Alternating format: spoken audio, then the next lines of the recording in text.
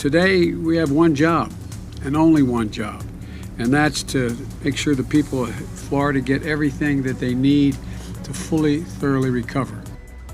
First at 5, the ongoing cleanup 1 week after Hurricane Ian made landfall in southwest Florida. President Biden and First Lady Jill Biden just wrapped up a tour in Florida, surveying damage in the wake of the storm. The president promising to bring more help to hurricane victims while search and rescue and recovery teams work through the devastation.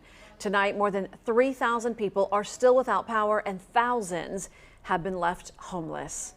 Good evening. I'm Tiffany Kenny. And I'm Felicia Rodriguez. Thank you for joining us. Our Angela Rozier joining us live tonight from Fort Myers with more on the president's visit and the recovery efforts after the storm. Ange?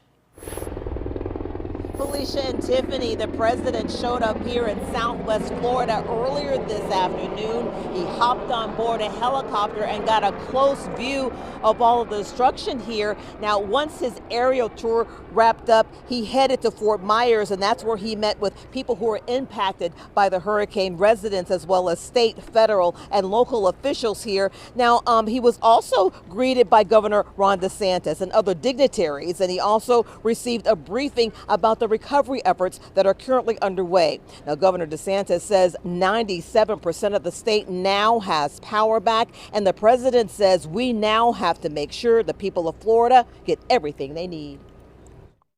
You got to start from scratch, got to move again. And it's going to take a lot of time, not weeks or months.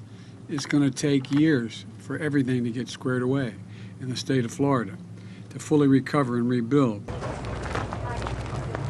Now, the president says this is the largest search and rescue event. He says crews knocked on 70,000 doors and they made about 3,800 rescues. Now, the president wrapped up his visit here in southwest Florida with questions and answer service with the folks here who met him. He was asked what did he think about the job that the governor is doing when it comes to the recovery efforts. He says, I think he's doing a good job. Reporting live at Fort Myers Beach, Angela Rozier, WPBF 25 News.